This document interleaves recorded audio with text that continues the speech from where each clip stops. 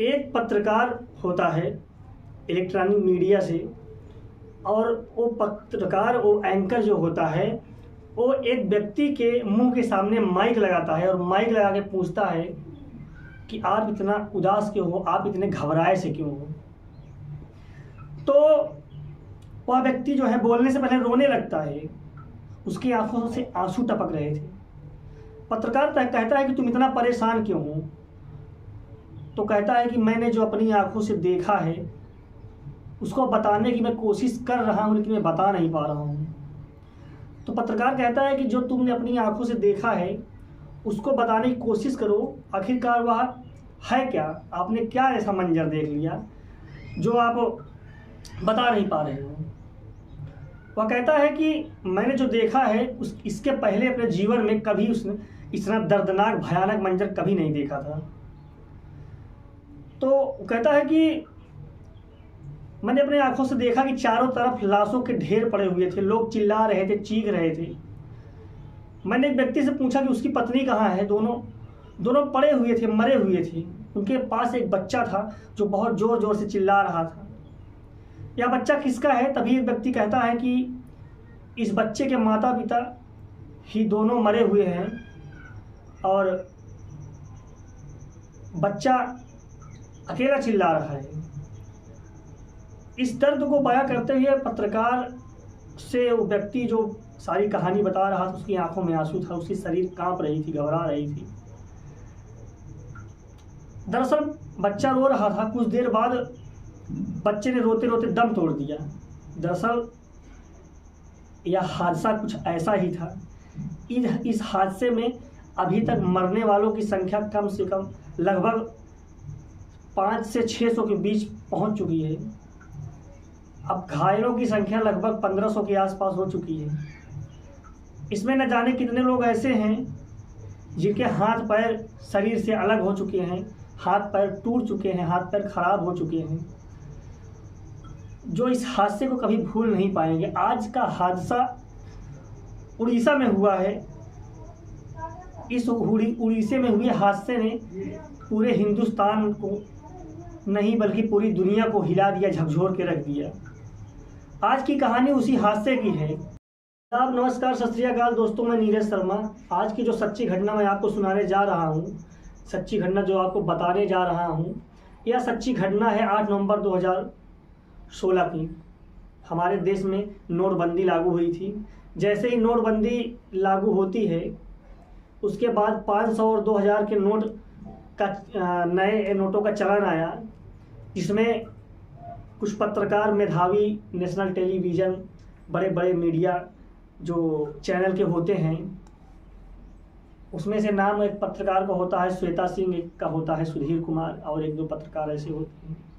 अपने अपने मामले में रिपोर्टिंग कर रहे थे। रिपोर्टिंग करते समय वो आवेश में आ जाते हैं और आवेश में आने के बाद बहुत उत्साहित हो जाते हैं। उत्साहित होकर बता रहे थे कि 2000 नोट में एक नैनो चिप लगा हुआ है। उस समय मैं गांव में था। हर व्यक्ति भी यही बोल रहा था कि मीडिया वाले कह रहे हैं कि नैनो चिप लगा हुआ है, और नैनो चिप लगा हुआ है तो अब भ्रष्टाचार पूरी तरीके से ख़त्म हो जाएगा। पैसों को भी बिल्कुल, जो इन्हें काला धन की जमा करने की कोशिश करेगा, यह पता चल जाएगा कि काला धन किसके पास है। नैनो चिप चिल्लाएगी, नैनो चिप बताएगी, शोर मचाएगी काला धन किसके पास है। सिग्नल सैटेलाइट के माध्यम से वहां तक बात पहुंच जाएगी जहां से नोट की छपाई होती है। प्रधानमंत्री तक पहुंच जाएगी बात कि इसमें तो नैनो चिप लगा हुआ है, अब तो काला धन कोई रख ही नहीं पाएगा। ज़्यादा वक्त नहीं बीतता है, थोड़ा सा टाइम बीतता है। साल 2023 आता है। 2000 नोट का चलन जब बंद हो जाता है, मोदी जी घोषणा कर देते हैं कि नहीं चलेगा। उसके बाद यही वीडियो सोशल मीडिया पर बहुत तेज़ी से वायरल होने लगता है। श्वेता सिंह हो या सुधीर चौधरी हो, अन्य पत्रकार हों, 2000 के नोट में जो नैनो चिप की जानकारी थी जो वायरल होती है, या पत्रकार कहीं ना कहीं अपना मुंह छुपा के भाग रहे थे, शर्मिंदा हो रहे थे। जो नोट में नैनो चिप की जानकारी दे रहे थे, जिसका वायरल होता है वीडियो, या पत्रकार कहीं ना कहीं शर्मिंदा हो रहे थे और अपनी बात नहीं कह पाते हैं। ठीक वैसे ही कह रहा हूँ जो 3 जून 2023 को एक और वीडियो बहुत तेज़ी से वायरल हो रहा था। अब उस वीडियो में क्या होता है मैं आपको बताता हूँ। नैनो चिप वाली बात तो फेल हो गई सरकार की।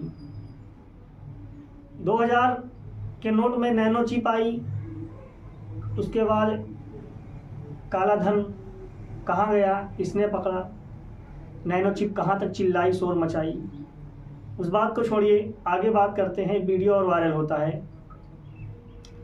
दरअसल यह वीडियो होता है भारतीय रेल मंत्री अश्विनी वैष्णव जी, उनका वीडियो वायरल होता है। दरअसल यह वीडियो होता है भारतीय रेल मंत्री अश्विनी वैष्णव जी होते हैं, उनका वीडियो वायरल होता है। दरअसल यह वीडियो होता है 4 मार्च 2022 का, और 4 मार्च 2022 को रेल मंत्री ने पत्रकारों के बीच में बैठे थे, तो उनके हाथों में 2 खिलौने होते हैं। उन खिलौनों की शक्ल बिल्कुल ट्रेन के डिब्बों की तरह होती है। बताते हैं कि जब आपस में हमने ऐसे टेक्नोलॉजी का इजाद किया है, ऐसी सुरक्षा कवच तैयार किया है, अब 2 ट्रेनें आमने सामने आएंगी तो, लेकिन एक ट्रेन दूसरे ट्रेन को सिग्नल देगी, वह ट्रेन एक जो है ट्रेन रुक जाएगी, दूसरी ट्रेन बगल से निकल जाएगी। आमने सामने ट्रेन तो आएंगी लेकिन लड़ेंगी नहीं, आपस में टकराव नहीं होगा। इस तरह से ट्रेनें बच जाएंगी, कईयों की ज़िंदगी बच जाएगी, कभी एक्सीडेंट नहीं होगा, कभी ट्रेनों में टकराव नहीं होगा। बहुत सी बातें मंत्री जी करते हैं। आगे पीछे चल रही पिछली वाली ट्रेन की रफ्तार बहुत ज़्यादा तेज़ है, वह सिग्नल मिलेगा और सिग्नल मिलने के बाद ट्रेन जाम हो जाएगी और एक ट्रेन आराम से निकल जाएगी, यानी कि कोई हादसा होगा नहीं, कोई हादसा होने का कोई चांस ही नहीं है। अब हिंदुस्तान में कोई भी ट्रेन हादसा नहीं होगा। जैसे ही यह रेल मंत्री का वीडियो सोशल मीडिया पर तेज़ी से वायरल हो रहा था, तो लोग यूट्यूबर, यूट्यूब पर क्या क्या प्लेटफॉर्म में रेल मंत्री को भला बुरा कहना शुरू कर देते हैं सोशल मीडिया के माध्यम से। दरअसल भला बुरा कहने वाली बात ही थी। बात कर रहा हूँ जून 2023 की, शाम को लगभग 7 बज कुछ मिनट के आसपास का वाक़या था। उड़ीसा प्रदेश का एक ज़िला लगता है बालासोर, इसी का एक जगह है बाघार नागार। बाघार रेलवे स्टेशन, इसी ठीक पहले एक लूप लाइन में मालगाड़ी खड़ी हुई थी, इसमें कोयला भरा हुआ था। वह मालगाड़ी कब से खड़ी थी, कैसे खड़ी थी, इसकी जानकारी तो रेलवे विभाग को बहुत अच्छी तरीके से पता है, रेलवे विभाग बहुत अच्छे तरीके से दे सकता है। मतलब शाम 7:20 के आसपास का वाक़या है। एक ट्रेन है जो लगभग अपनी रफ्तार से, जो उसकी रफ्तार होती है स्पेशल सुपर 127 या 130 किलोमीटर प्रति घंटे की रफ्तार से वो ट्रेन आ रही थी, जिसका नाम होता है कोरोमंडल शालीमार एक्सप्रेस। कोरोमंडल शालीमार एक्सप्रेस गाड़ी नंबर होता है 12841।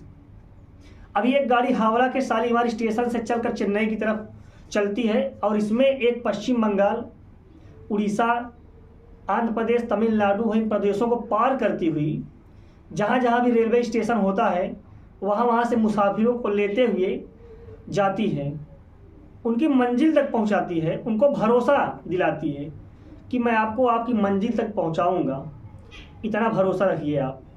लेकिन भरोसा टूट जाता है। भरोसा क्यों टूटता है, कैसे टूटता है? 2 जून 2023 की शाम लगभग 7:20 इसी बहनागा बाजार रेलवे स्टेशन जो होती है, ठीक बताया जाता है कि 35 किलोमीटर के पहले जंगल की तरफ से एक मालगाड़ी खड़ी हुई है। अब उस मालगाड़ी के पास पहुंचने पहले ही कोरोमंडल शालीमार एक्सप्रेस अपनी पटरी से उतरकर इससे जाकर बहुत तेज़ी से के साथ टकरा जाती है। कई डिब्बों से होते हुए पटरी उतर कर इधर उधर फैल जाती है और कई डिब्बों से होते हुए मालगाड़ी के जो भी पटरी इधर उधर गिरती है, कागज़ की डिब्बों की तरह इधर उधर बिखर जाती है।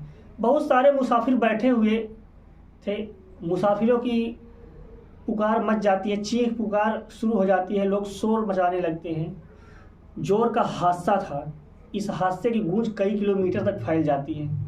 लोग समझ नहीं पा रहे थे कि आखिरकार हो क्या रहा है। कई मुसाफिर ऐसे थे जो ट्रेन में जगह जगह सोए हुए थे, कई मुसाफिर ऐसे थे जो वीडियो देख रहे थे, कई मुसाफिर ऐसे थे जो आपस में बातचीत कर रहे थे। आपस में बातचीत का सिलसिला, कोई वीडियो देख रहा था, कोई अपने बच्चों के साथ आराम कर रहा था, सो रहा था। यह सब सिलसिला खत्म हो चुका था क्योंकि हादसा इतनी तेज़ी से था। जो बोगियाँ सबसे अलग, सबसे आगे थी, उस पर ज़्यादा झटका लगा, वो ज़्यादा जो है क्षतिग्रस्त हो गई। और जो हादसा हुआ, कंट्रोल रूम तक जानकारी पहुंच जाती है तो शायद कुछ और संभल जाता हादसा, कुछ लोगों की जान बच जाती। इतना वक्त मिला ही नहीं, इतना वक्त नहीं। और एक गाड़ी होती है जो बहुत तेज़ी के साथ आ रही थी, बंगलुरु हावड़ा एक्सप्रेस, जिसका नंबर होता है 12846। यह भी अपनी रफ्तार पर थी। बताते हैं कि लगभग 125 किलोमीटर प्रति घंटे की रफ्तार से यह गाड़ी चल रही थी और विपरीत दिशा से वो आ रही थी।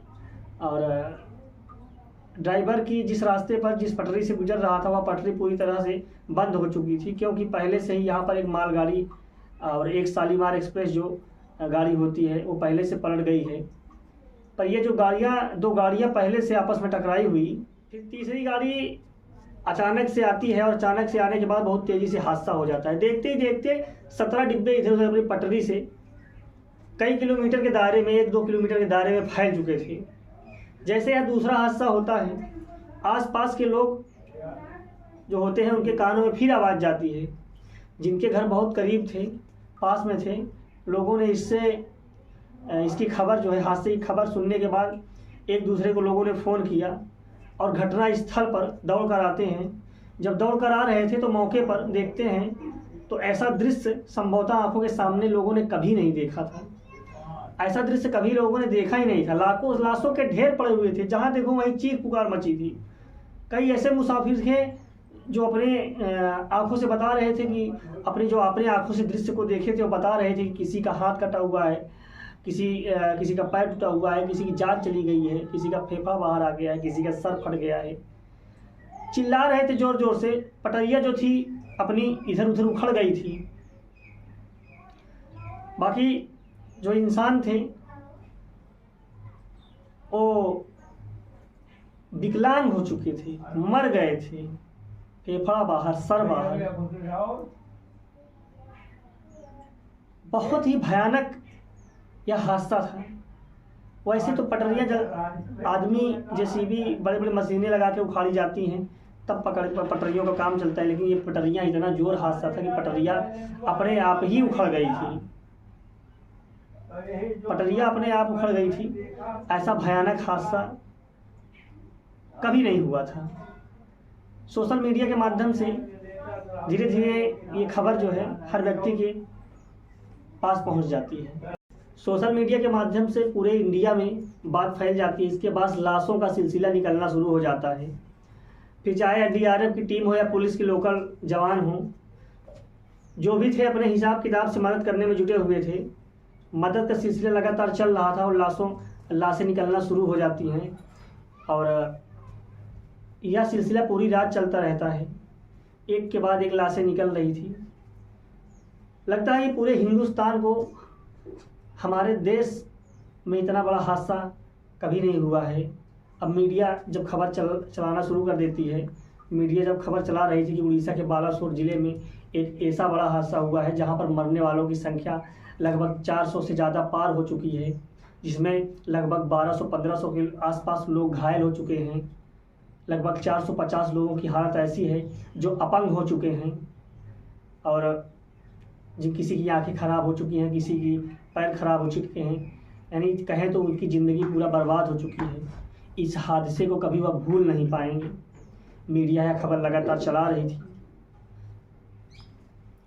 पूरे हिंदुस्तान में इस खबर फैल जाती है। दरअसल अचानक ऐसा लगता है कि ड्राइवर को जैसे कि कोई सामने आ चुका है, और जैसे ब्रिज होता है, ब्रिज बागमती नदी उस जगह पर रोकने की कोशिश कर रहा था, लेकिन ब्रिज पर वह गाड़ी रुक नहीं पाती है और रफ्तार गाड़ी की तेज़ थी। ब्रेक तेज़ी से मारा जाता है और एक के बाद एक 9 डिब्बा निकलकर बागमती नदी में गिर जाता है। फिर उस समय एक के बाद एक डिब्बे जो है निकलकर बागमती नदी में गिर जाते हैं। बारिश का मौसम था, बारिश के दिन थी, बारिश तेज़ हो रही थी और नदी उफान पर थी। 9 डिब्बे जो है 9 के 9 डिब्बे नदी में समा जाते हैं। लगभग 800 लोगों की घटनास्थल पर मौत हो जाती है। ये बहुत पहले की कहानी है। फिर इसके बाद कई हादसे होते हैं। इन हादसों के बारे में बताया जाता है कि पूर्व में यह हादसा हुए थे, उस वक्त यह हादसा हुआ था लेकिन इसी बीच में एक वीडियो सोशल मीडिया पर वायरल होने लगा था, जिसमें भारतीय रेल मंत्री जो उन्होंने दावा किया था कि अब हमने सुरक्षा कवच रेलवे तैयार किया है, जब ट्रेन आपस में भिड़ने की स्थिति में होगी तब एक ट्रेन रुक जाएगी, दूसरी ट्रेन अपनी मंजिल तक चली जाएगी, अपनी मंजिल में पहुंच जाएगी, दूसरी ट्रेन खुद ब खुद रुक जाएगी। यही मंत्री जी का बयान रहता है, सोशल मीडिया पे खूब वायरल होता है। उसके बाद फिर पत्रकार श्वेता सिंह, ऐसे बड़े बड़े पत्रकार सुधीर चौधरी आते हैं, 2000 के नोट में चिप लगने की बात करते हैं, काला धन पकड़ा जाएगा। बहुत सी बातें होती हैं जो सैटेलाइट के माध्यम से काला धन पकड़ा जाएगा, काला धन कहाँ जमा हो रहा है, नैनो चिप की बात होती है। बड़े बड़े बयानबाजी, बड़े बड़ी बातें होती हैं, लेकिन जान तो जा रही है ना। जिसकी जान चली गई है अब उसका क्या होगा, जिसके बच्चे बचे हैं उसका क्या होगा, जिसके माँ बाप दुनिया से चले गए हैं, बच्चे छोटे छोटे हैं, उनका पालन पोषण कौन करेगा। मौके पर प्रधानमंत्री नरेंद्र मोदी जी पहुंचते हैं। खबर को सुनकर आर्थिक सांत्वना देते हैं, कहते हैं कि हम आपकी पूरी मदद करेंगे। इलाज करवाया जा रहा है, अस्पतालों में लाइन लगी है, लाशों का ढेर लगा हुआ है। दोस्तों, इस घटना का आपको सुनाने का उद्देश्य किसी को परेशान करना नहीं है, किसी का दिल दुखाना नहीं है। यही कहना है कि आपको जागरूक करना है, आपको सचेत करना है, बताना है कि ऐसे इस हादसे से कई परिवार उजड़ गए हैं, कई परिवार बिखर गए हैं, हमेशा हमेशा के लिए खत्म हो गए हैं, कई लोग मर चुके हैं। लेकिन आप लोग अपना ख्याल रखिएगा, सावधान रहिए, सुरक्षित रहिए। जय हिंद, जय भारत।